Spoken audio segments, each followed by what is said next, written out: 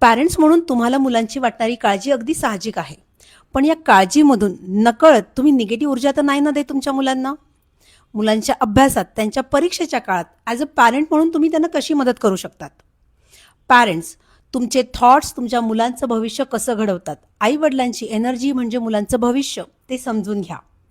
तुम्हाला माहीत आहे का? मुलांचा कॉन्फिडन्स तुटतो तो घरातूनच. मग हा कॉन्फिडन्स परत कसा द्यायचा?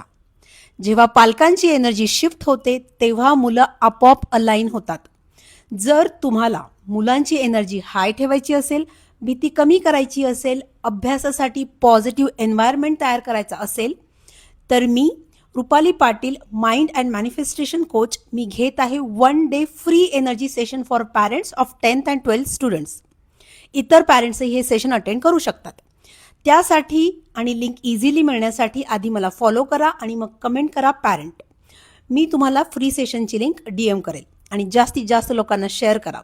Thank you so much and see you in the live session. Thank you.